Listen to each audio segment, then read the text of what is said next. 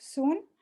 In the meanwhile, I will talk a little bit about what's going to happen and also introduce myself, which I'll do in a minute. But so we're going to talk about how women scientists are being impacted in the unprecedented social situations that we have at the moment. And each of our panelists will bring their experience to the discussion, and I will go to each of the panelists, introduce them, and ask them an opening question for um, their answers. And once we're done with that, there are two streams of discussion that I would like to take uh, for the panelists. And in the last 35 minutes, we will open the discussion to the audience, to the participants, and also be open to questions on YouTube, where we are live now on the wire.in's YouTube channel. And so my name is Ashima, and thanks for everyone for being here. And if you don't hear me at some point, please do let me know. I'm part of a science media collective called the lifeofscience.com, where we look at, we publish several multimedia, which is themed on the intersections with gender and science, specifically Indian science. And we're a platform for voices from the margins of the scientific community. And currently we are publishing season 5, which this webinar is part of. And season 5 is supported by India Alliance. And I'd like to thank them for helping us produce this season, and also their consistent support to the cause. And yes, and so I think right now we are 26 attendees. I'm hoping for a few more, but we can't start.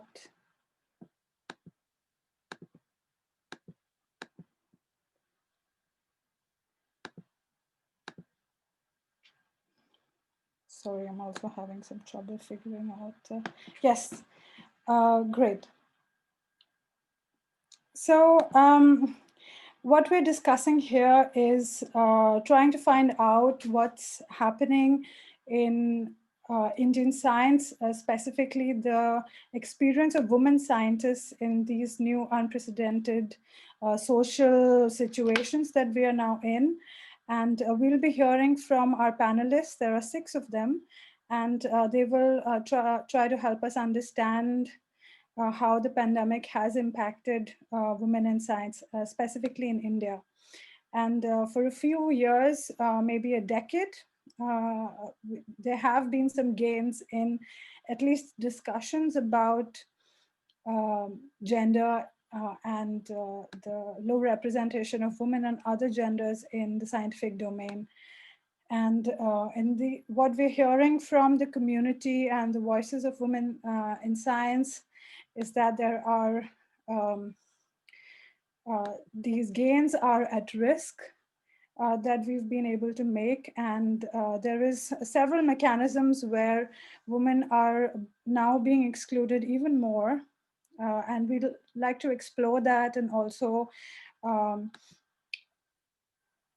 bring up the need to start a study or bring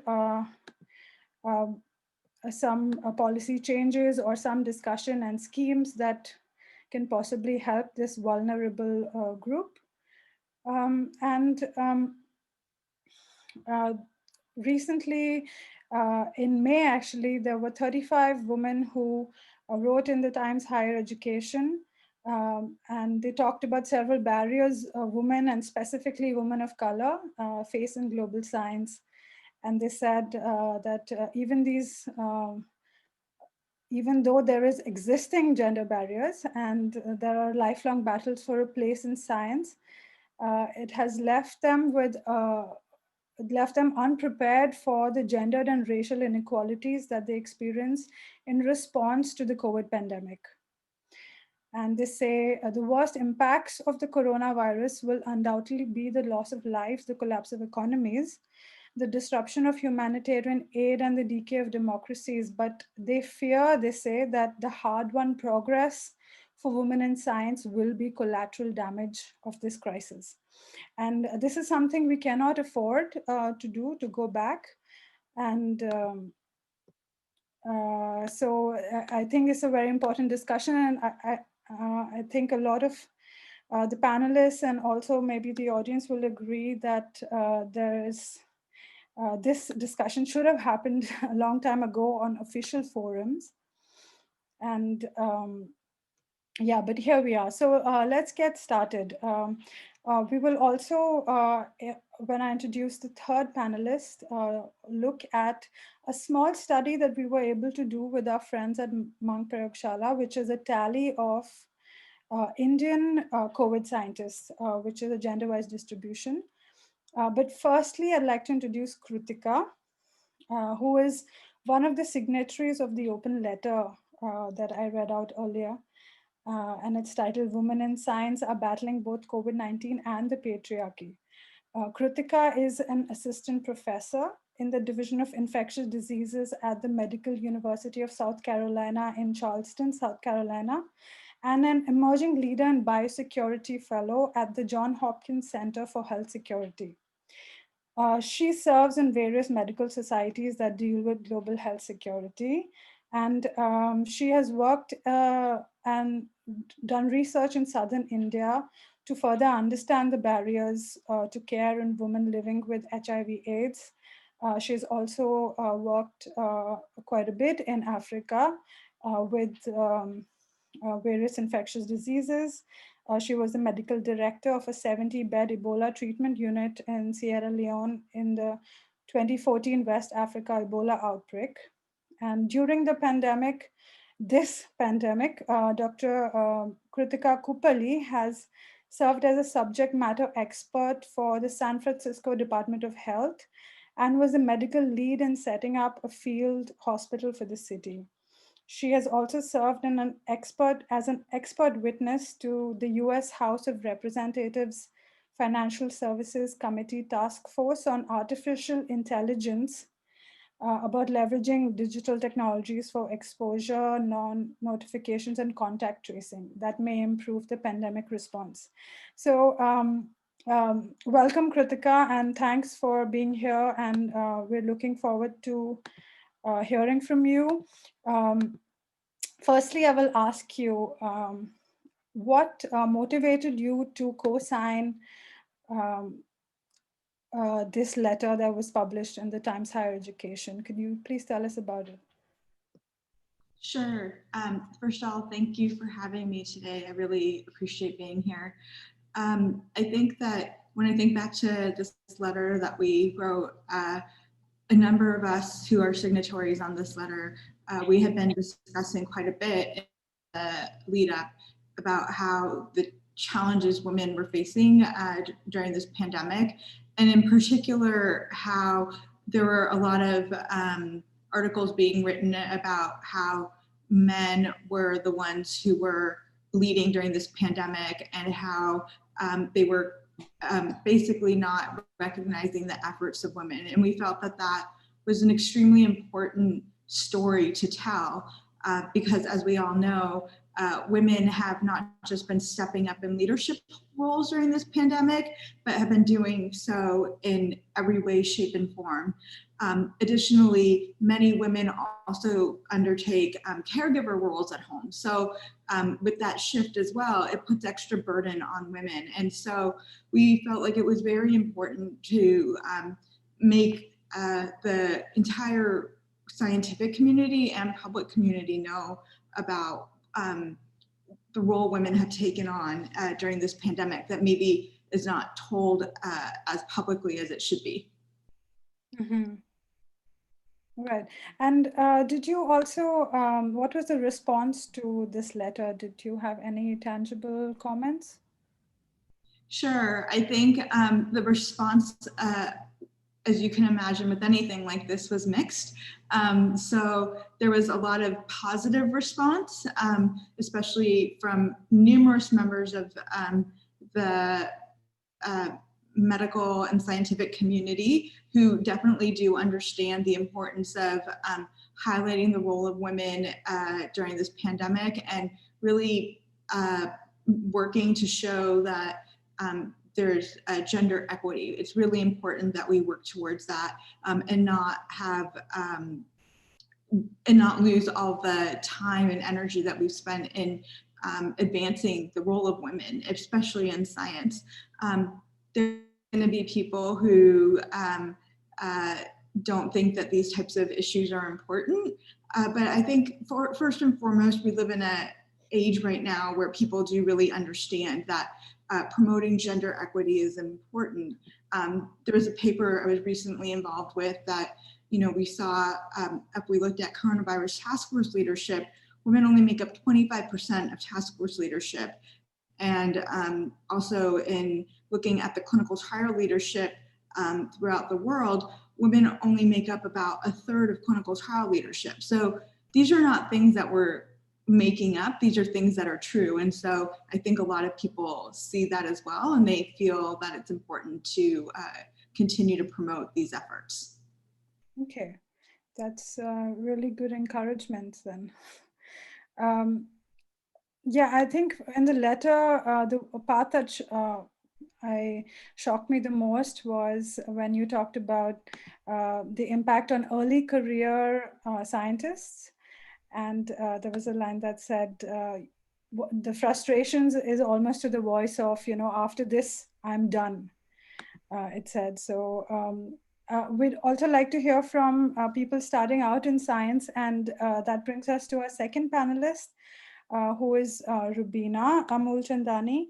And Robina, thanks for being here. And we'd like to hear about how the pandemic has impacted your research work.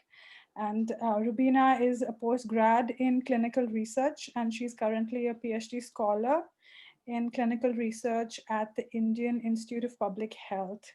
And her research area combines the fields of cardiovascular epidemiology, neurology, and drug safety.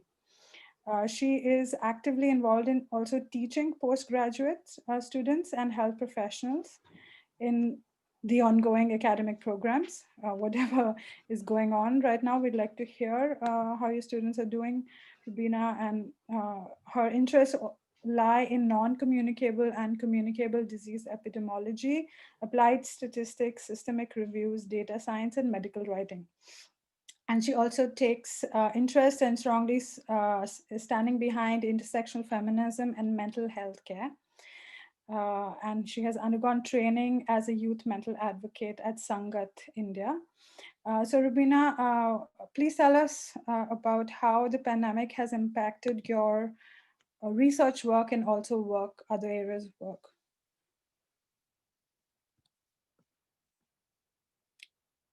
Oh, we've just lost her. Right on cue. And she's back. You're still muted, Rubina. Yes. Hi, I'm sorry. I just had a power cut, so I had to Okay. reconnect. I'm sorry. I missed the last part that you said. So Yeah, I asked you to please share how the pandemic and the new conditions have impacted specifically your research work, and also please add how other aspects of your work have been impacted. yeah, thank you. First of all, good evening to everyone. I am Robina, and it's a pleasure to be on this panel discussing something that's affecting us all significantly. And it's very important to have conversations around gender bias when it comes to women in academia, because this is something that's not still talked about as much as it should be. But I'm glad that we are having conversations like these. So this is like a starting point for more discussions. I am a PhD student. I'm a second year PhD student. And before the pandemic, my plans were to start the data collection for my study in around April. but since we had a lockdown since March, and our world's turned upside down, my research work has been halted, and it still remains halted. I wouldn't say that I'm being disproportionately affected solely because of my gender or because I'm a woman, but yes, there are some challenges that I feel that I have been facing more because I'm a woman. One thing that I would like to highlight here is, especially for early career researchers, we do a lot of field work, and our field work involves a lot of travel.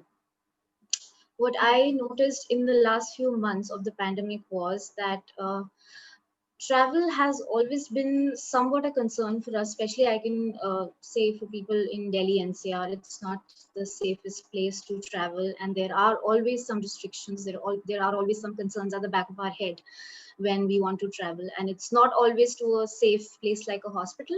A field could be any place.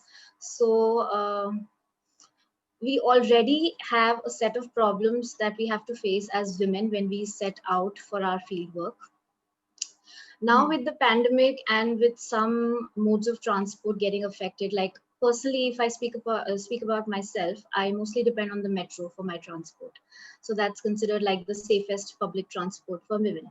Again, being an early career student, I can't afford to travel in a cab day in and day out, right? So I depend on public transport, and not all forms of public transport are equally safe. So I've usually depended on the metro.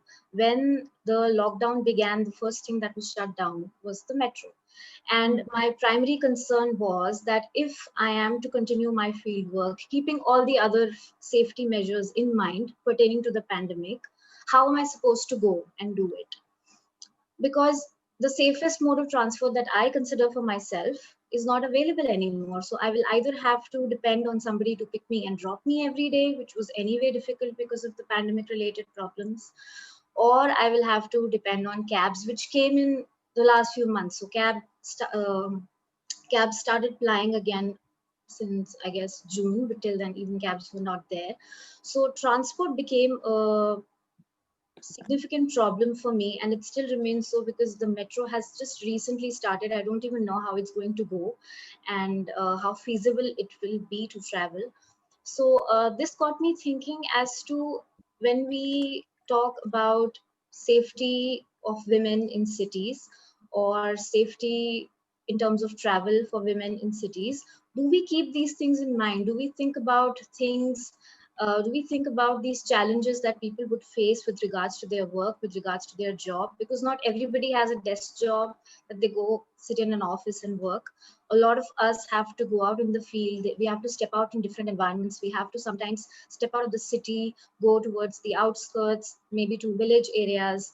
These kind of problems are, I think, the burden is disproportionately more on women compared to men, because men, I feel it would be easier for them to consider other modes of transport compared to women. So if the only mode of transport that I use for my field work is not an option anymore, that cancels out my field work at the outset. I will not even consider other factors when I don't even know how I'm going to go. So that is one problem that I'm facing. Um, the other thing is that there is only so much that I can do sitting at home. So there are other problems that are there with for people who are in research and academia. So I guess we are all facing the same issues with regards to that. But transport and safety regarding transport is something that I think people who are working in labs or who are doing experiments that require them to step out will be affected, and women will be at a greater disadvantage because of the other additional problems that we already have in the society. Right. Problems that have, just gotten deepened with the pandemic now. Right. And what about funding? Is funding for your PhD work coming through? Yes. So the thing is, I applied for 2 fellowships last year, the end of last year, and because you require a complete proposal to submit for the fellowship, so I Yeah. prepared my proposal by the end of my first year, and I applied for 2 fellowships sometime around the end of last year, and I was hoping the results to come out by, again, the first half of this year. But as of now, there has been nothing. So I do not have a stipend support as of now, because most of the funds are directed towards the pandemic emergency response. So whenever I try to inquire from the funding agencies as to what the status is, they tell me that this application screening itself is on hold. So they have no idea what's going to happen. I mean, the funding delays are the norm, I would say, and if your funding's coming from the public institutions. But it's interesting what you said, that the problems are compounded now because Yes, of this. yes, Yes. exactly. Thank you, Robina. It's Thank you. one can argue that these are not specifically gender problems, not getting to work. But the reality is that these might seem mundane strains, but in not being able to show up for your field work, but it is the woman who would perhaps not be the primary breadwinners in a household, and True. their careers are the first ones to suffer. And this is why I think the problem is that the COVID situation and the infrastructure is not ready to take um, another blow to the gender gap that we. Absolutely. Yeah. Yes, I would just want to put in one more point here. yes, In some ways, I feel that I am much more privileged than other women who have a lot of other things to take care of. So yes, there are a lot of women like me in my age group who have a family to take care of, who have kids, who yes, have other responsibilities. I think they are the worst affected. So I consider myself blessed that I'm single at this point. I don't have other responsibilities to cater to. So I can still focus on whatever work that I'm able to do from home. Okay, right, there are some things that I'm not able to do, but whatever I can do from home, I can do at least that without having to worry about taking care of my family or taking care of elders at home or looking yes, after my children's needs. So I right, think women being the primary caregivers in a household, if I may use that word, and women being at the forefront of taking care of things at home, domestic responsibilities, childcare, and everything.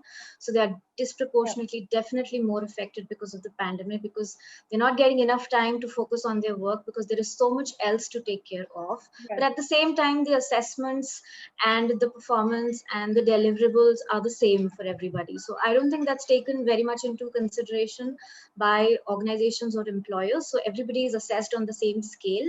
And the right. fact that women have a lot more on their plate right now is not considered as much as it should be, I feel. Yes, right.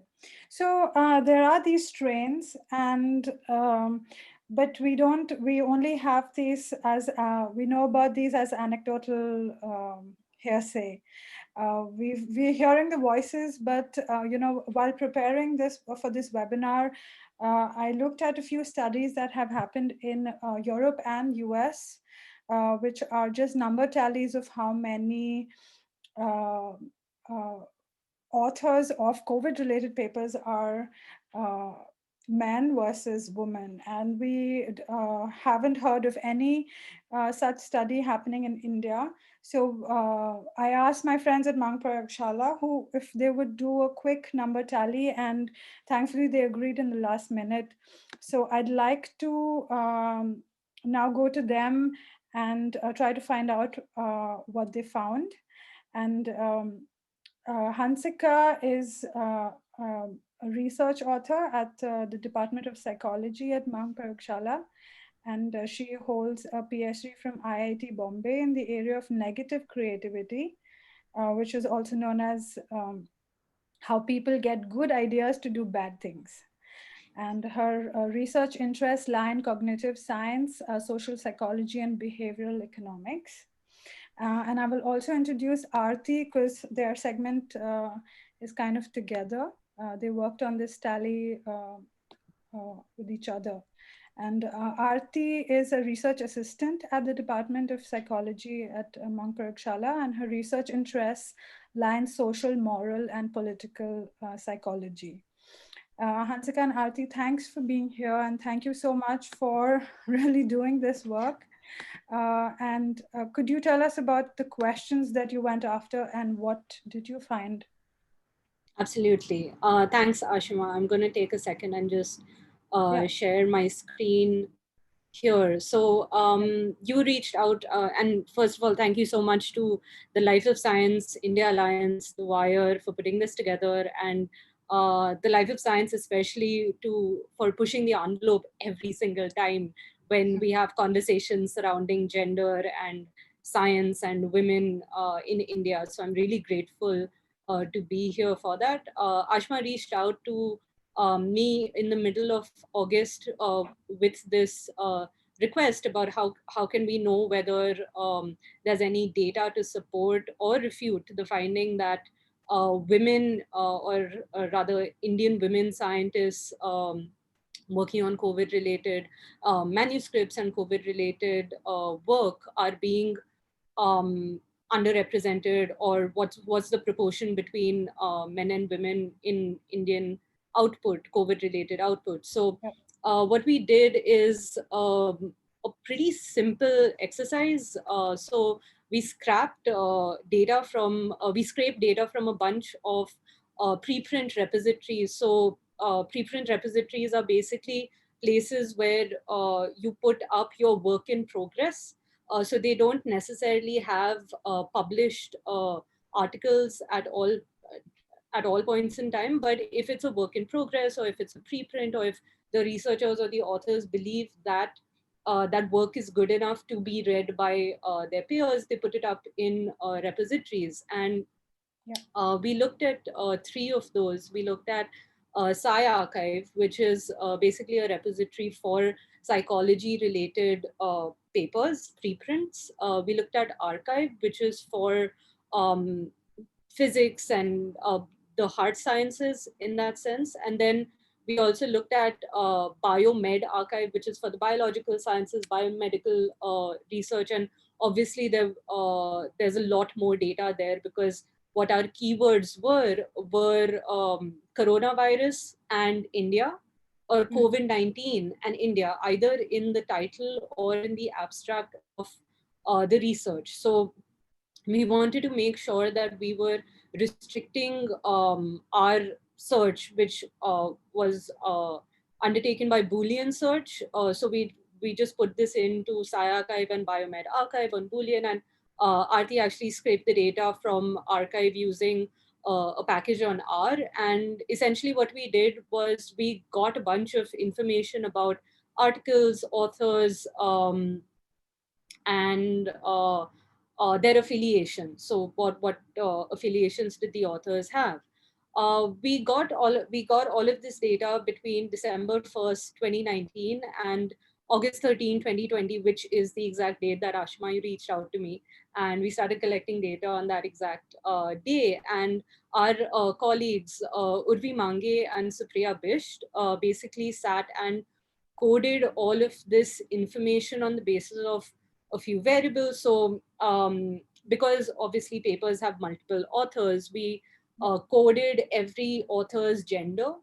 The way we did that is not only based on apparent gender. So we didn't assume that a Kamlesh or a Santosh or an Ujwal were gender apparent names. If they were gender unspecified, and if we did not find the profile for that researcher through a Google search, or did not find a visual representation of them belonging to a particular gender, we identified them as gender unspecified. So we only looked at men and women. And I think that's really important, because there's a lot of misgendering in academia and science, and I've been at the receiving end of it at least twice in my life, and it's not a fun place to be No. when you're misgendered. So we wanted to make sure that we had secondary data. So we looked up ran a simple Google search on the author's name, and if we found them,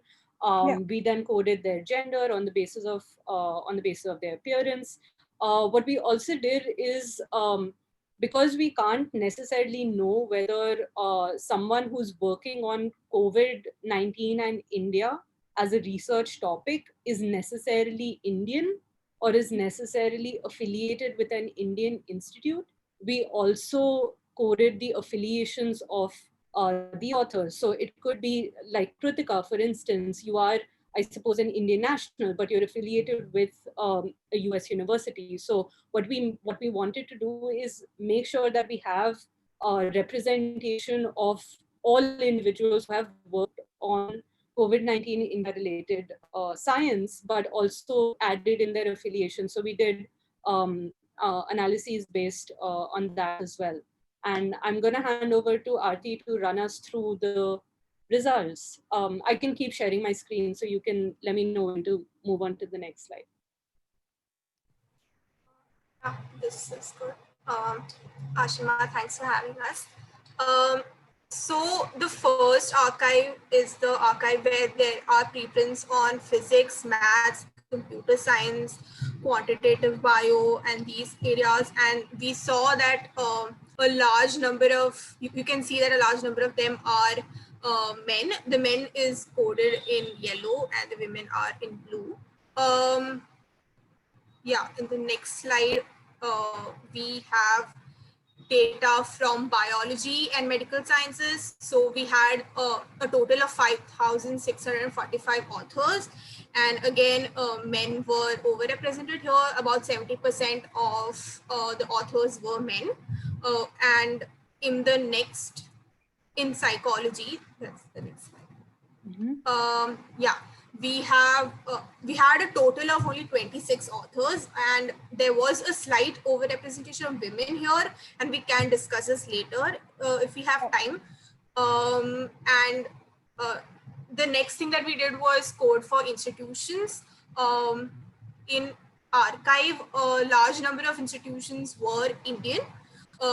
In bio and medicine, a large number of them were from international institutions, and in psychology, similarly, a large number of them are international institutions.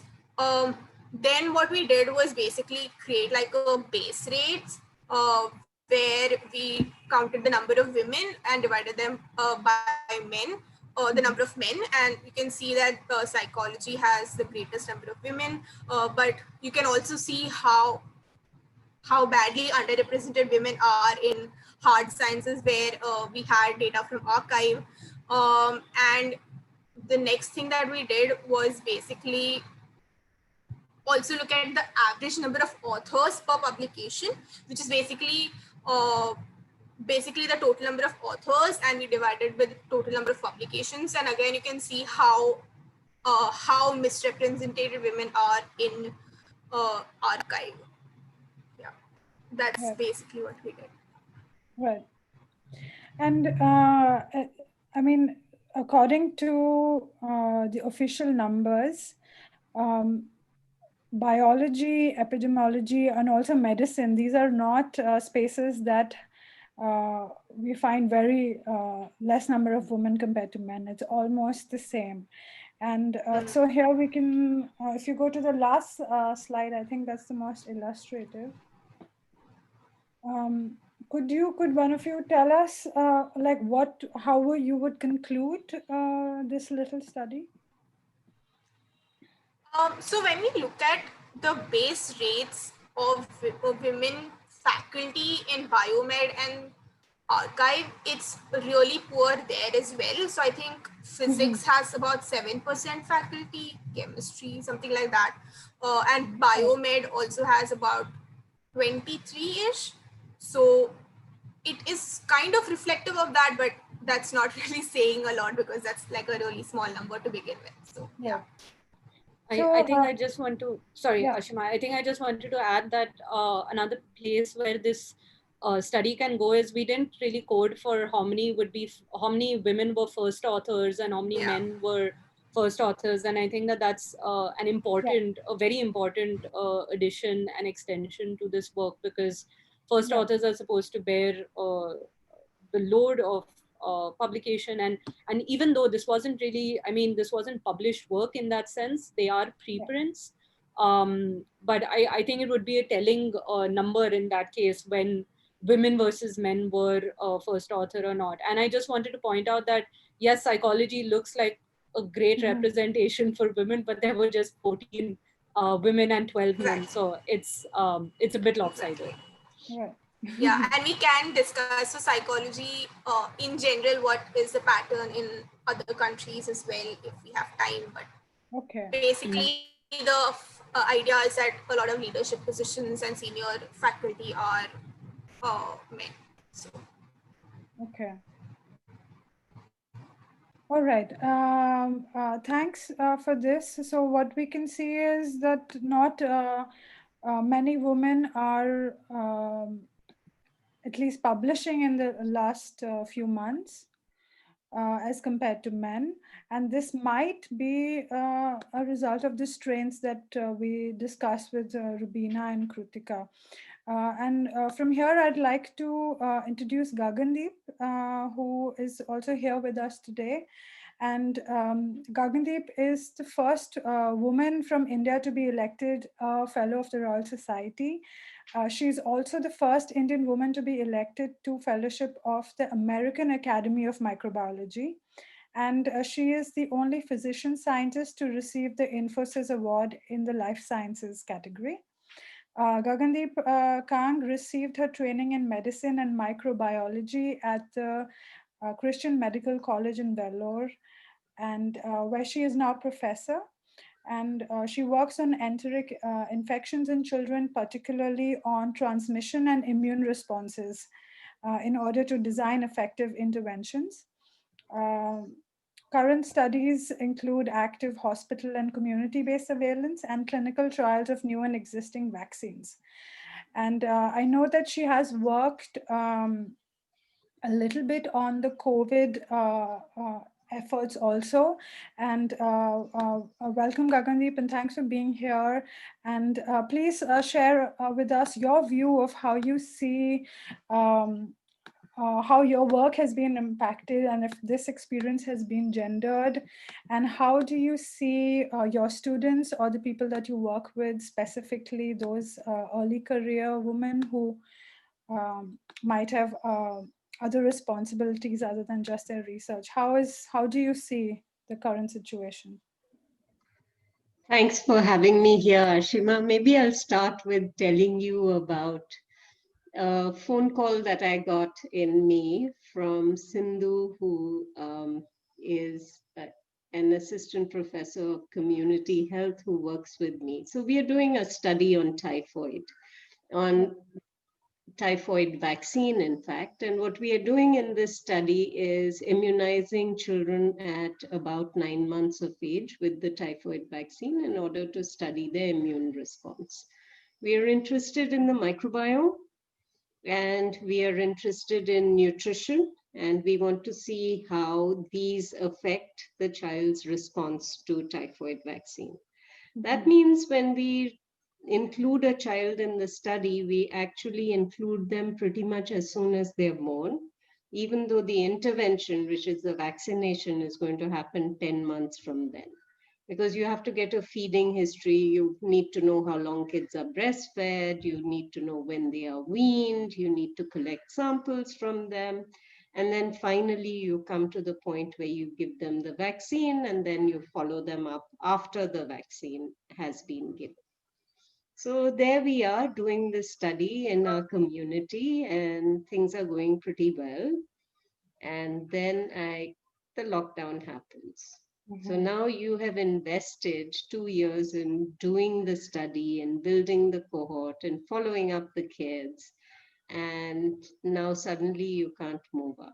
Now, there are some advantages in the study team being associated with the hospital, because even police personnel generally respect people who come with a vehicle that says it belongs to a hospital.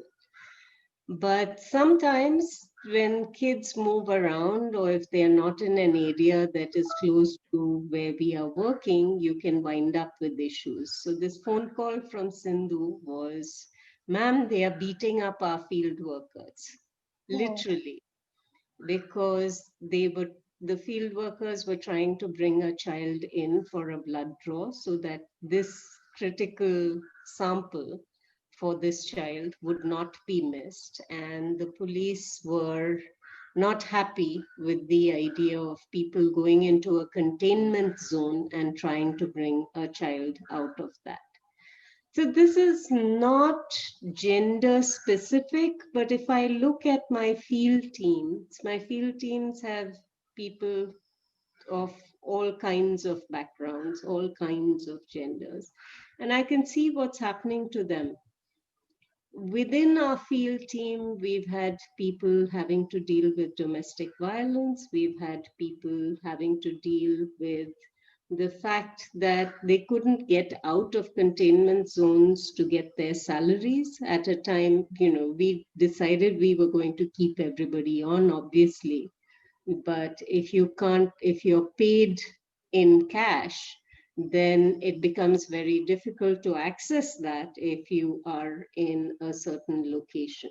So if I look at the staff that I work with that are on many of our studies, we have all kinds of people. We have people who essentially are responsible for manning our clinics, the ayahs who look after the mothers and the babies while they are waiting, all the way to very senior scientists. And I can't think, the science part of it impacted everybody. The social part of it obviously impacted the women way more than it did the men. And the problem is that the hit that you take today is going to have consequences for a really long time to come. Yeah. So whether it is the fact that, your studies are delayed, whether it is the fact that you didn't get your fellowship information in time, like is happening to Robina, this delay is affecting everybody. And what's really scary to me is that in our country, research funding is already being cut. So if you are a scientist and a researcher, and you know that there is going to be a 30% cut in what has already been approved, how do you manage? What you are dealing with is a new situation where you have more questions, not less, and yet resources are being cut. So how do you decide what to prioritize? And should you, if you're not working in this space, make a shift, because this is where the funding is at? This is where prominence is being given, as Hansika and Aarti showed us. Everybody's trying to publish on COVID. So should we be thinking about shifting to that? Because that's going to give you at least continued prominence. Because if you don't, you might wind up in a situation where the work that you're doing is discounted, at least for the moment. So I'll stop there and be happy to discuss further. Yes. Thank you. So I think where we are right now is recognizing that there are common problems that are not necessarily gendered, but what we're talking about is can we risk widening the gender gap where we've already made very slight gains in at least talking about it from where I'm seeing, and are we able to afford that? What the aim for gender sensitive science policy or science development would be that you're avoiding at all costs these dropouts that we see from science, that we see in science, which is a high proportion of these are women. And with these like new social constraints, what can we do? And to like elaborate a little bit further, let me invite Deepika. And she is an early career woman in science also. And Deepika Chaube comes from a small town in Madhya Pradesh. And she did her BSc in Barkatullah University in Bhopal and MSc in Bangalore. And she's passionate about science and wanted to study structural biology and structure-based drug discovery. and enrolled into a PhD programs. And in brackets in her bio that she sent to us, she writes, until recently. And she has previously worked in premier research institutes like Math Science and UNESCO Regional Center for Biotechnology in capacity of a PhD student and research assistant. In July this year, on grounds that she will not be able to join the lab, she was terminated from her position of JRF at a private university in Delhi, NCR. Deepika, please tell us what happened, and I would like to say sorry that this is happening to you.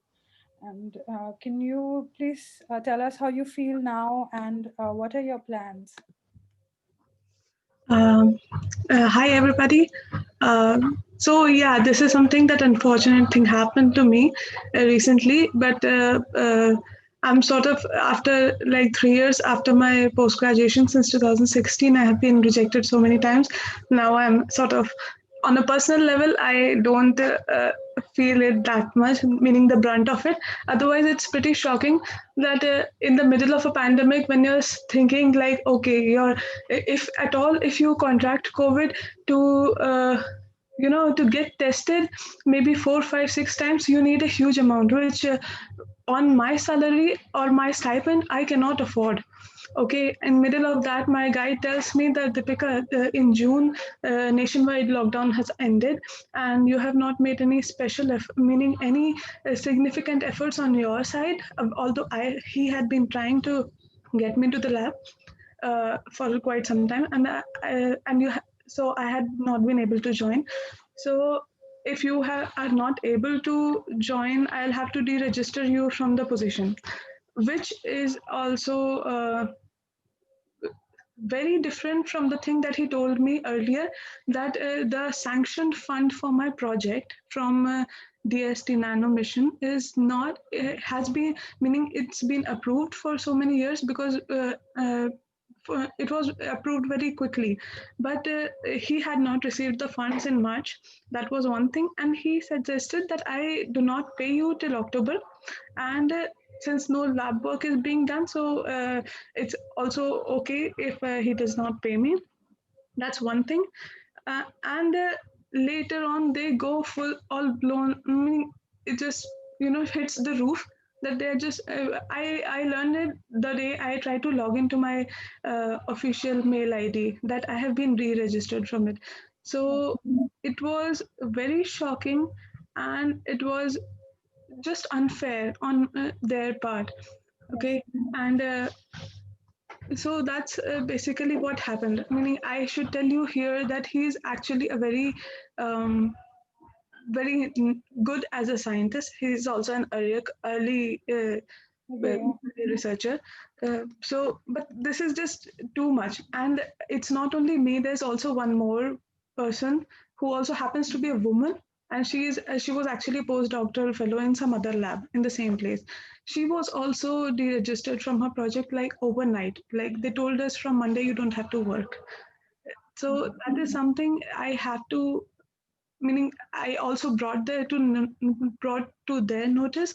And also when I responded to their mail, I wrote back that if it is related to if it is anyway related to the thing that they had done, like I had joined as a JRF, and they were hoping very much to join for a PhD, but because of the red flags that I saw in that university, I decided that I'm not going to join. And that had nothing to do with pandemic. This was like maybe when this thing was starting, when we were starting to get scared in February or March. That's when I saw like two other, meaning one woman, one of the students who was an SRF in another laboratory, she was terminated from her position, and I thought I could be the one on the receiving end, and voila. So this is what, meaning there are so many things that we see in a place, like as a person who has been trying to get into PhD just to pursue uh, science. It's actually very disappointing and discouraging. Yeah. Okay, so and there are many of my friends who are there in sticking to labs despite the problems they're facing, or despite anything at all, there are people who are staying miles away from the family in this moment of panic. The parents, mean whose parents are who are contracting COVID, and they still have to come to lab and function properly, only to complete certain things which are supposed to be completed. Or so that is very. I mean, that sort of that comes with a lot of anxiety. Yes. Okay, and also I would second Rubina on this thing, that travel, like she suggested, for the field work and all, is actually a very big concern for all of us. So people who are coming from small town, our parents are scared. I mean, crazy scared. Like, what is going to happen to you? What will you do? You are just going all by yourself. Okay, and so that is always there. And also, when DMRC was proposing to Delhi Metro Rail Corporation, when they were proposing to, for free travel for women, Atishi Marlena from their government, she suggested that it's always there for women to that they have a problem with travel. Like, if we have to increase meaning if we have to attain gender equality in a workplace, you have to make travel more Yeah. convenient for women. So that Yeah. is always been there, and because of pandemic, everything, also because of a lot of misinformation on social media groups, especially WhatsApp, uh, the entire family is like, even my aunts and mausis and everybody was like, okay, you don't have to travel, let it be, okay, you can earn money later. Yeah. That's the thing. And apart from all that, meaning when that was going on, they decided to, let me go. So, Mm. so yeah, that's really, it sucks. So, Yeah. Well, I'm really sorry, but like on a lighter note, can you tell us that in some way you will still be part of the scientific community? I heard something about you working with students. Is that right? oh yes. So I do this since I started PhD in the Institute of Mathematical Sciences. That's when I was introduced to SciComm the first time, and I also had a chance to meet one of your colleagues, Ashima, there, and Right. that's in. Oh no, Yeah. Nandita, sorry. Monica, yeah. Sorry. Yeah, she had come to the campus and there was a very lively discussion. And that's when I decided that yes, I will be a part of this. However, uh, for me, it was much more satisfying to work with the school students, Yeah. to catch them while they're young. And because I've been moving a lot, so I've been doing it on my own. So I try to approach them myself and start a scientific discourse, or just have a scientific temper, like just question everything kind of attitude in them. Yeah. Another thing is that I am very much I have a I like to paint, so I'm trying to find uh, idea that is that I can pursue for a long time and get into sci art. And also the industry jobs are always there in pharmaceutical for me. Yes. So So you're going to stay in science. That's great. yes, I'm going to continue, but I'm not going to do PhD. I'm very sure of that now. Yes. Um, Yeah, now I would like to really go a little bit further and ask a few questions to Kritika and Gagandeep, and try to get understanding of these mechanisms of exclusion of women that now, as we've discussed, can go from like not gender specific problems, I imagine, to a task force committee. And can you tell us, Kritika, about if you think from where you are working, if the decisions that are being made by competent people who have a background, or do you see some gender dynamics there? And how is the view from the top? Sure, thanks for that question. So I think it depends on where you are. I think in some places, absolutely, there are people who are making decisions who have the appropriate expertise and experience. However, as we've seen with just our national response, we have people who are making decisions who are not the most well informed. So I think it depends on where you are with that. Sorry, can you repeat the other part of your question? Yes. Yes. Do you think, what are your experiences? Have you had yourself some gendered experiences based on the work that you're doing with COVID? Sure. Yes, definitely. I have had experiences particularly related to COVID. So I think one thing that I've experienced a lot of is I've dealt with a lot of online harassment, particularly on social media.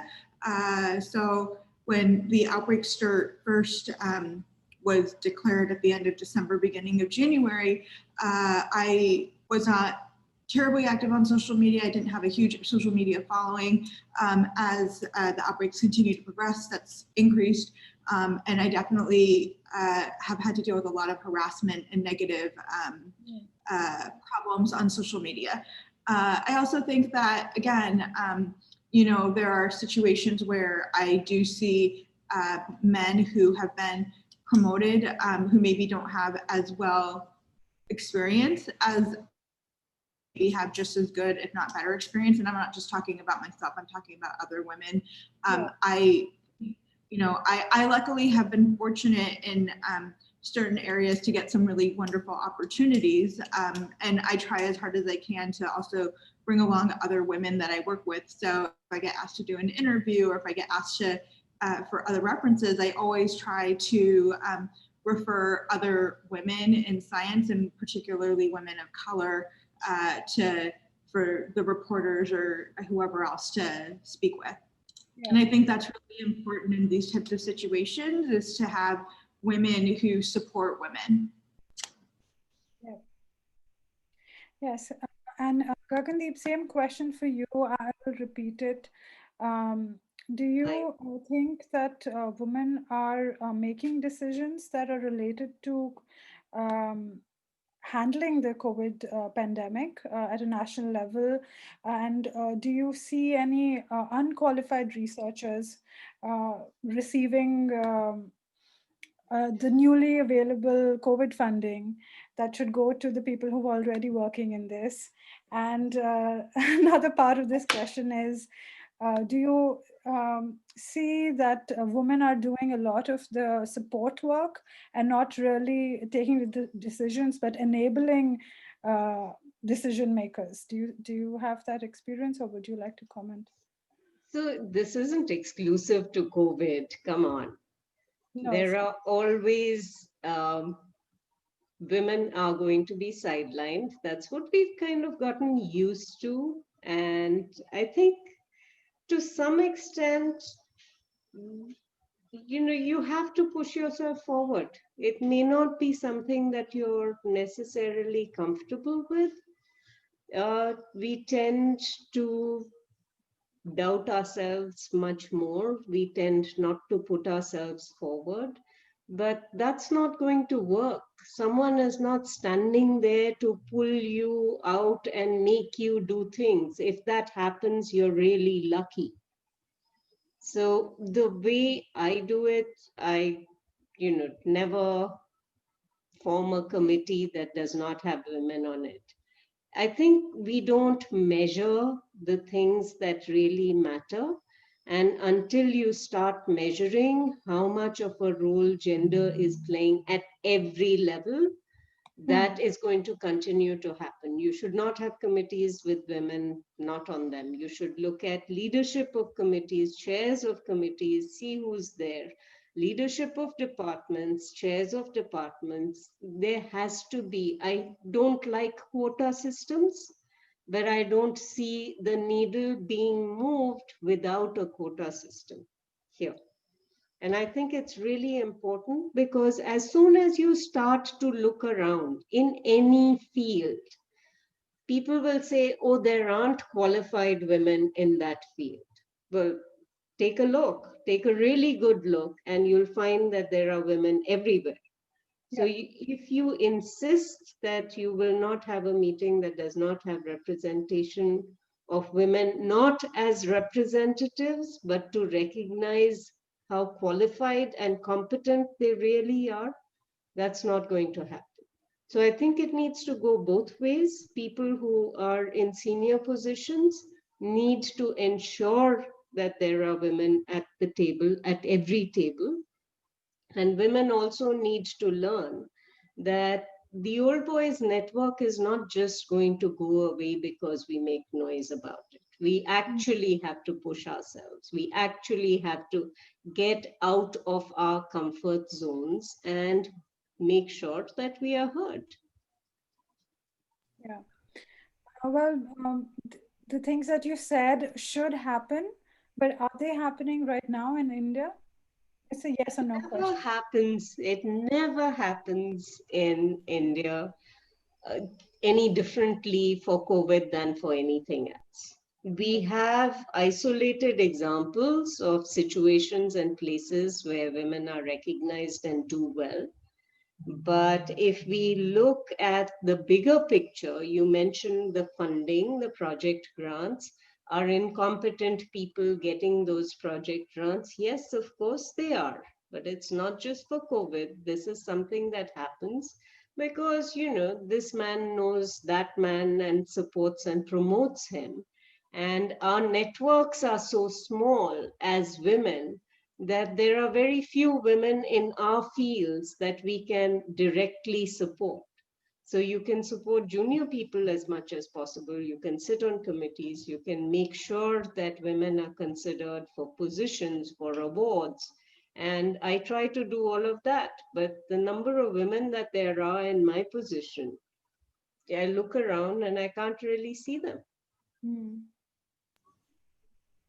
Yeah.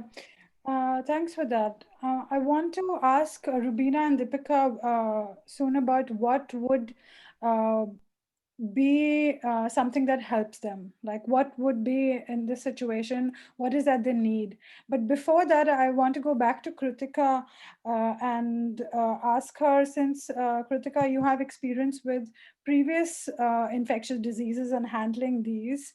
Are there some lessons for us here that we might not be looking at? And how should we protect these gains of closing the gap slowly on gender in science? Sure. You know, I think that first I wanted to respond to something that Dr. Kang said, if that's okay. I think she made an extremely good point that you have to be your own best advocate. You have to be the one that's going to push yourself forward.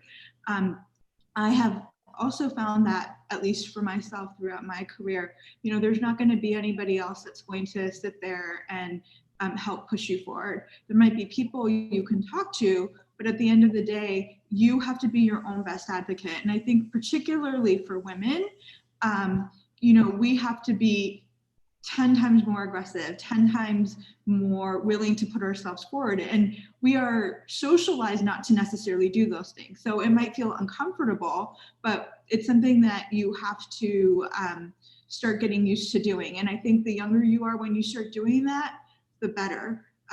One thing that my colleagues and we talk about quite frequently when we think about things is, you know, would a man feel uncomfortable doing this? Would a man have difficulty putting themselves up for this? And often they don't. And so I think women should feel more comfortable putting themselves out there and stepping up. And we are seeing that happen a lot during COVID. And I think that, you know, hopefully those are stories and anecdotes that will be told more as the pandemic continues to go on.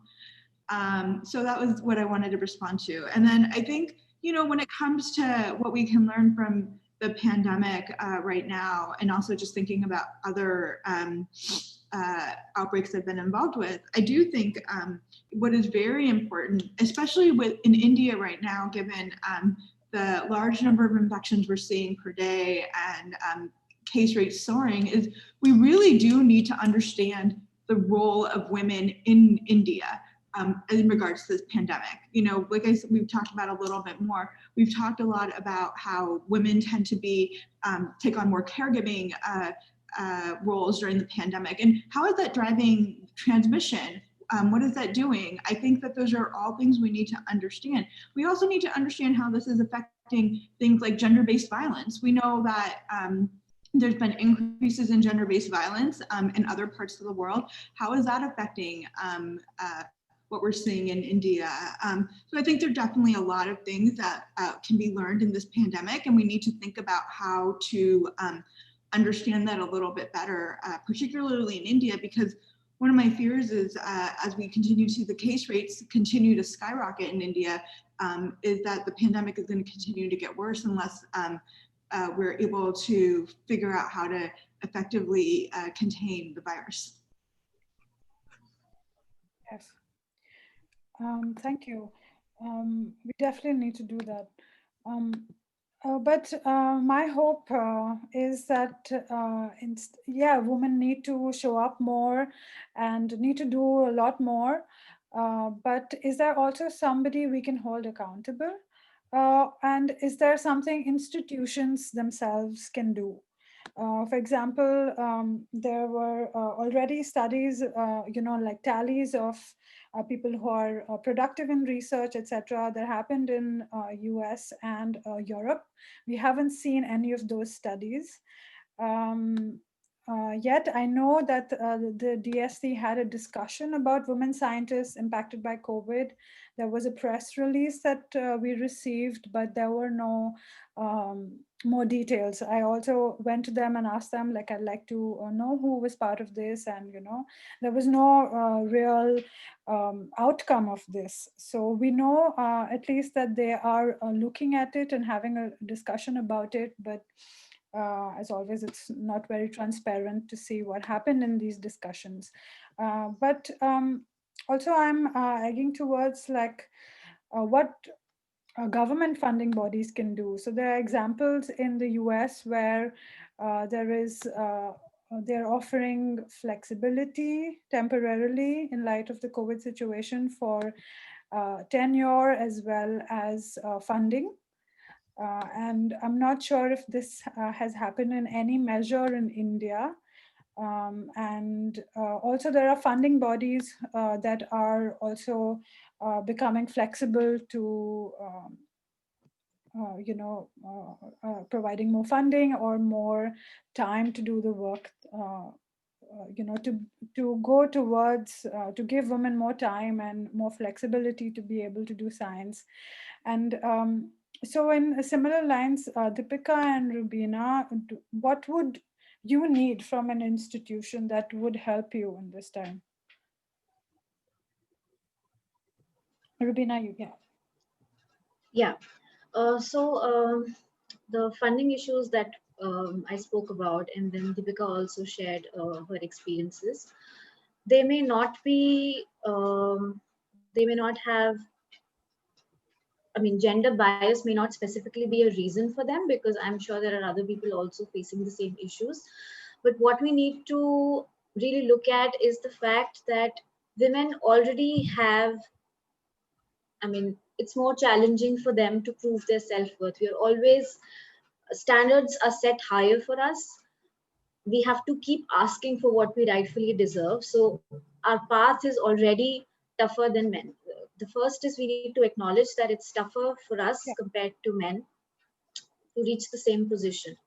Now with the pandemic and these funding issues that have come in, they are going to deepen the already existing gender gap that exists in academia and research. So this might not be specifically a gender problem, but it will contribute towards exacerbating that gap that already exists in research and academia. And this is something that needs to be focused on more than it is.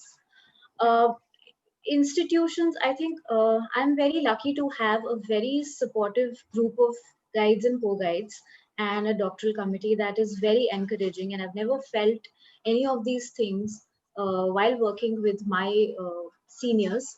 But I've come across experiences of a lot of women who are put down only because they are women. They are not heard because their opinions are not considered that valuable.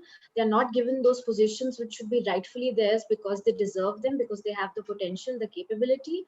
So I think institutions have to be more sensitive to this problem, and the acknowledgement that this exists is foremost. A lot of Yeah. people still refuse to acknowledge that something like this does exist, and the Yeah. roots are Sorry, very deep in.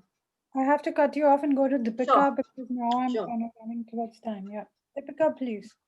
Yeah, so I don't know what funding agencies can do, but what I have seen, like, which was shocking to me, was that university, on an unofficial basis, like, if when we were trying to come back to university, we called them up and we're like, so what happens if we contract COVID or anything at all? They were like, you're on your own. There was nothing. I mean, in this time, I think this is a pressing need that they be a little, you know, a little responsible about their research students. Uh, Yes. Yeah. yeah, so we come from various paths with all the panic and everything, and Delhi NCR is anyways a boiling pot for COVID right now. So when we come here, so the university has the resources or some arrangement to provide the government uh, maybe 1,000 rooms to make a quarantine center, but not enough, not a meaning they cannot do the same thing, maybe 500 for the government and 500 for the students. You come here, Yeah. quarantine yourself for 15 days, not even that. They will like you move out of the campus and that's Yeah. it. That Okay. was really shocking when institutes asked the students to leave while the lockdown was going on.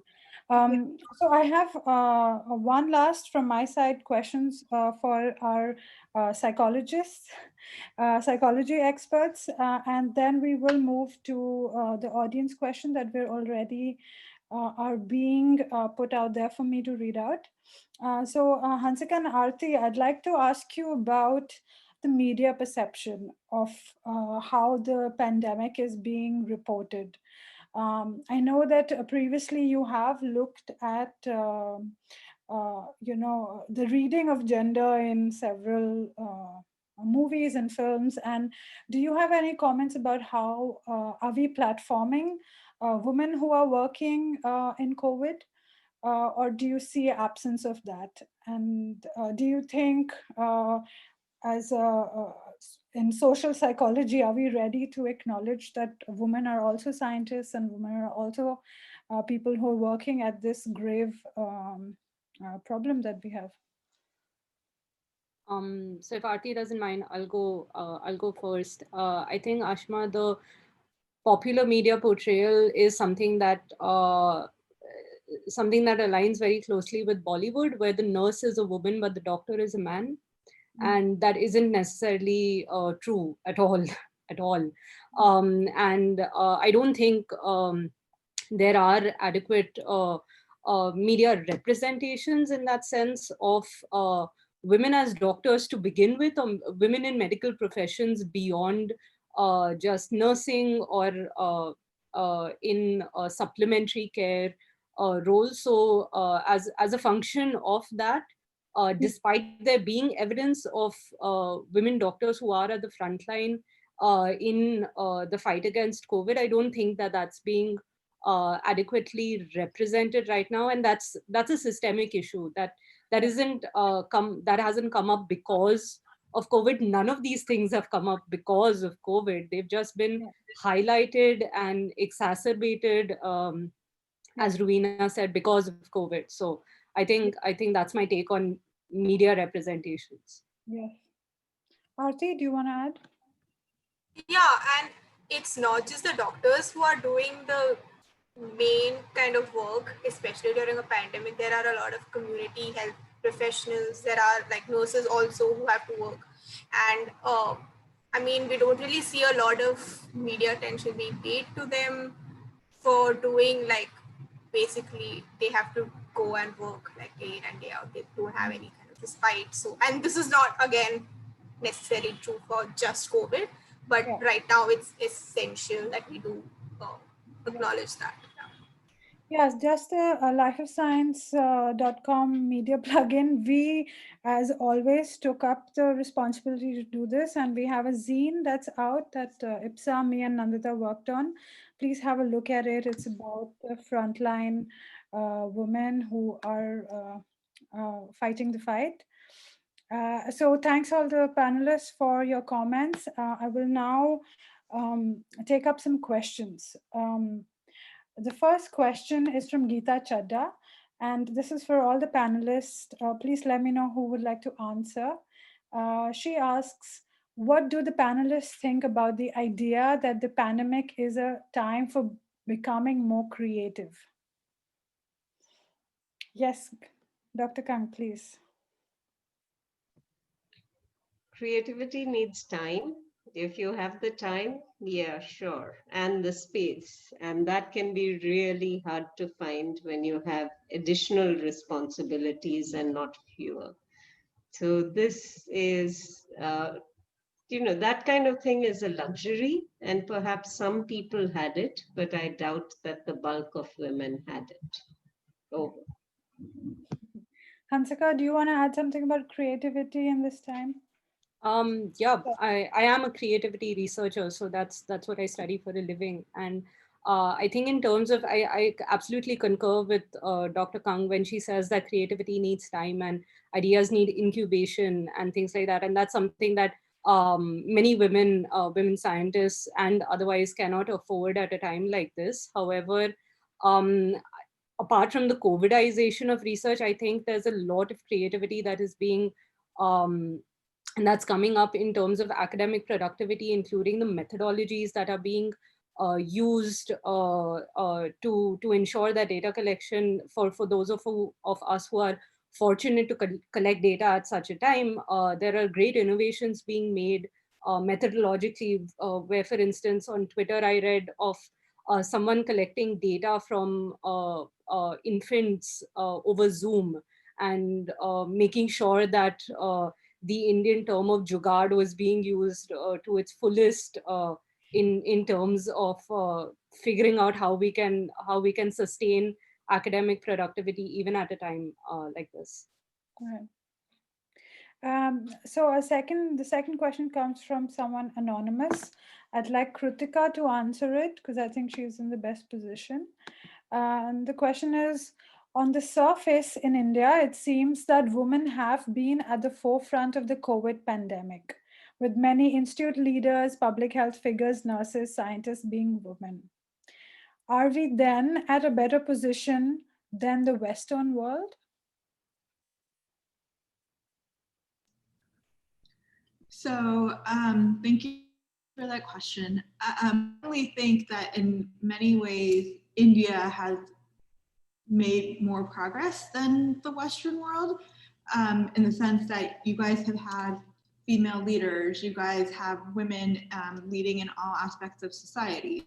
That being said, I think that there are also lots of things that are experienced in India that I can only talk about from my limited time of living and working there, that I think can make it more challenging. I think some of the social and cultural norms are still ingrained in society over there that can make it a little bit more challenging for women in India compared to in the Western world. And so I think that it's a mixed bag, I guess is what I would say. And I think that there are a lot of things, at least in my opinion, in India, where it depends a little bit more on your circumstances compared to in the United States. And I'm speaking, Western world. I do think that there are a lot more potential opportunities here in the United States for women than in India. And again, that's my perception, which could be completely incorrect. Yeah. I'd like to add something to this one. Hello, anonymous attendee. I think you should focus on the first phrase of your question, which is on the surface. So if you are seeing on the surface, that might not be the ground reality, one thing. And second thing is, depending on the platforms that you see, you will see a different pictures. For example, if you are a part of this webinar, you'll be like, oh, they're like it's not a panelist, they have female panelists all over here. So yeah, there's a good representation. However, if you see the news debates, which are uh, you know, they don't even have an epidemiologist, not meaning, let alone epidemiologist. There's not sometimes not even a doctor on a COVID discussion. Okay, and forget about men and women, they don't even get their facts right. Okay, so that is something that, depending on what option you choose to see, there will be a meaning, you will frame a perception that way. So please focus on this thing, the one that you are actually focusing, that on the surface it seems so. Okay, so that's what I have to add. Can I just jump into as a follow-up? I do think that Deepika makes a very good point. And that's why it's very important to look at where you're getting your news, where you're getting your information. And I think that especially in this pandemic, we have seen people being brought to the forefront who maybe are talking, who don't have the expertise, who are, we have panels here too as well, where you have everybody on the panel, but someone who maybe doesn't have expertise in epidemiology or infectious diseases, and so then there's misinformation. And so I think you have to look at where you are getting your information, and also you have to look at the platform, right? There's going to be some organizations, institutions that are going to be more committed to advancing the role of women compared to others. For example, I'm very fortunate to be in a division where my division chief is a woman, and she's very good at looking out for her numerous young female faculty. And so that makes a huge difference because you do need people in those higher up positions who have made it there to also help open some of those doors. Yes, you absolutely have to push yourself forward, but it does help when you have people who can also think in terms of gender equity and the importance of that. And that doesn't always happen in every institution, in every field, and in every organization. Here's another question from Gitanjali. And she asks, how would we, I'm assuming that means women, deal with being questioned about our competence at each step of the way? How do we deal with this as a society? Gagandeep, any words of wisdom?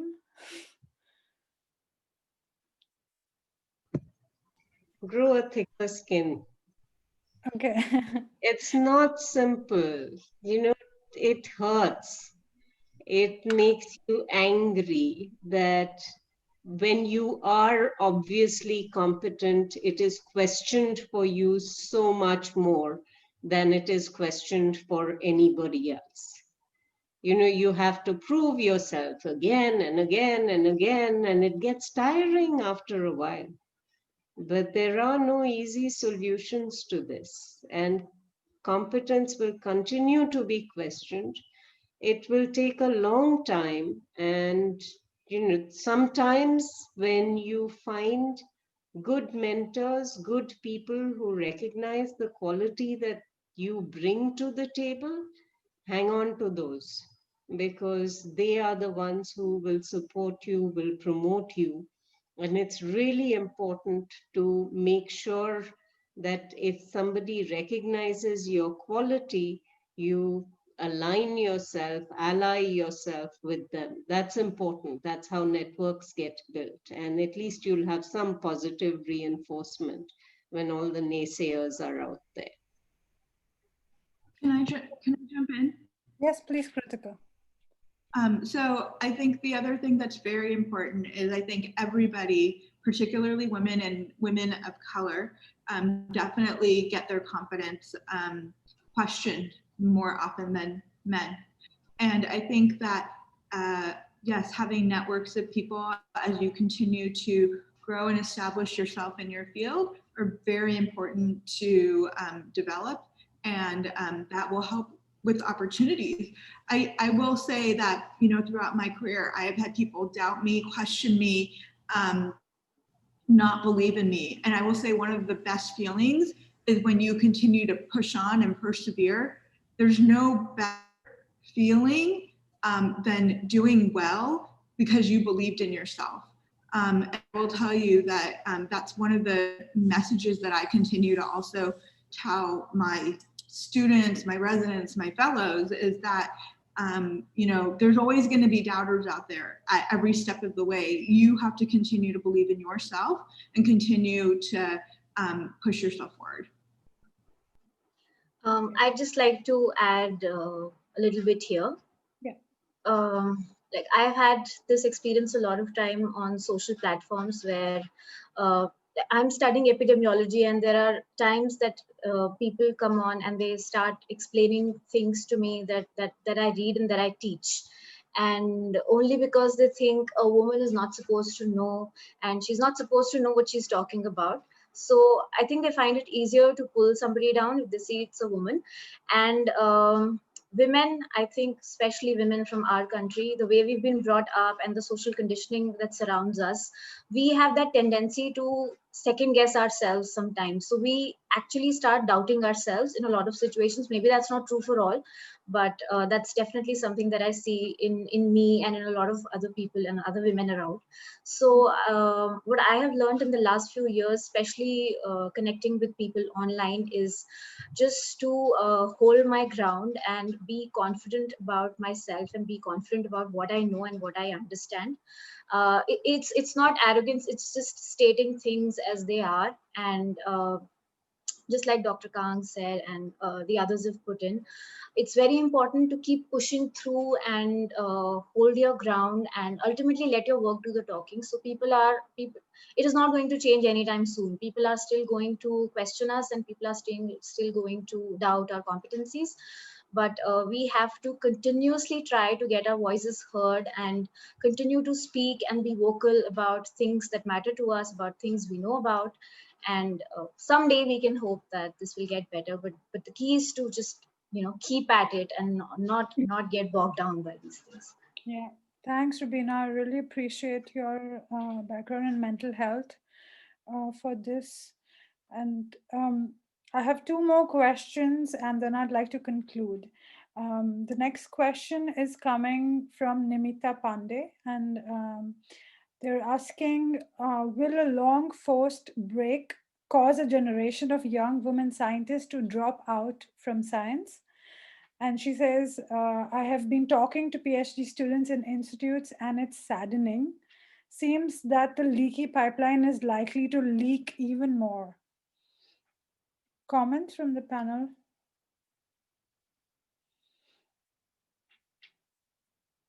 Can I say something? Sure, Dr. Yeah. Kang, please go ahead. Please No, go ahead. no, Robina, I was feeling like I'm jumping in every time there's a No, question. not at all, Please go ma'am. ahead. No, I just have a small point to share.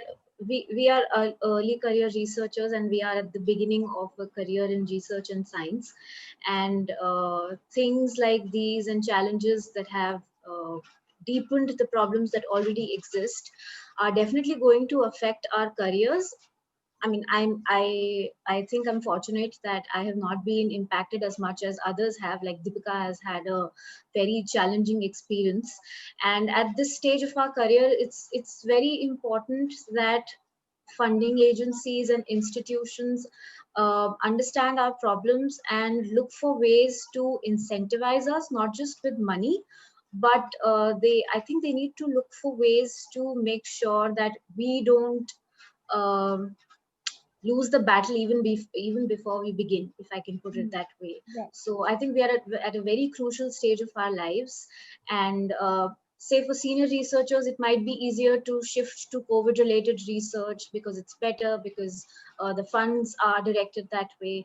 But at this stage of our career, I mean, we are more risk averse compared to senior people. So the opportunities are limited for us, and there are limited avenues we can explore at this point in time. So I think the institutions need to, look at it and incentivize us in some ways to, so that there is no discouragement, so that we don't already feel that the game is over for us. So, yeah, that's all I want to say. Yeah.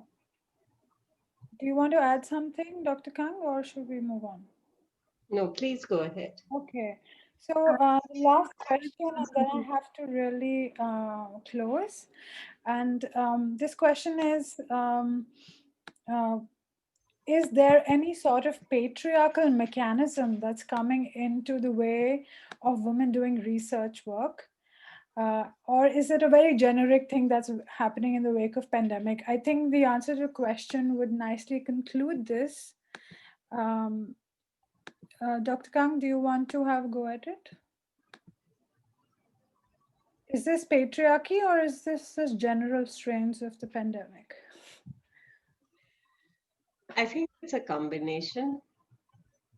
So this is a more stressful time than most. And when you have entrenched structures, what you tend to do is stick with the safe and familiar. So if you think about funding, what's the usual pattern? You're more likely to do that than to say that, we should be changing what we do. We should actively be thinking about how we fund more women. But I actually think that it's not just about diversity in funding, it's also diversity in the research that we do. Yeah. Even though this is life sciences, there's so much that we leave out of it, so little that we integrate across fields, that we don't really come at a problem holistically. And what we need to do is make sure that we bring multiple partners with different sets of expertise to come together to be able to address the question and find answers that approach the problem from multiple aspects. Ashima, I'd like to add something to that. Yeah. I agree to Dr. Gagandeep. Like this is something we need a lot of efforts from various directions to another foot forward. That's one thing. And to about that question, I think I would weigh in on more on the patriarchal side.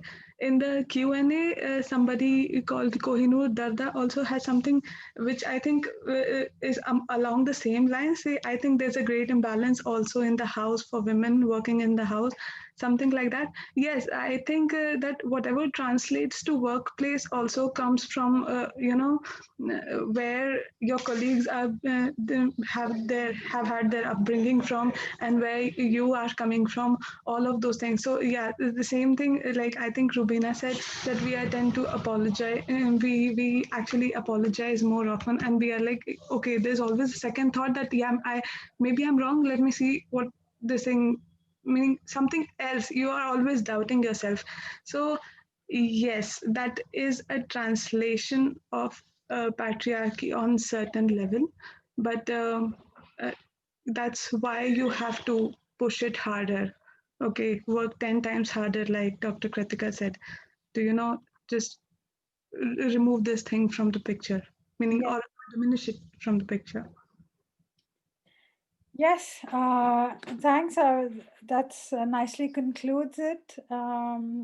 Thanks to all the panelists, and thanks to DBT Welcome India Alliance, STEM Peers Community, The Wire, who are the partners of the Life of Science. And we're continuing season 5 for another 2 months. Please have a look at all the content that we're putting out. There will be a report on this webinar, and we will answer all the unanswered questions and try to see if the panelists will take up further questions. We will try our best. So thanks everyone, and hope it was meaningful for everybody. Thank you. Thank you. So much. Bye. Thank you.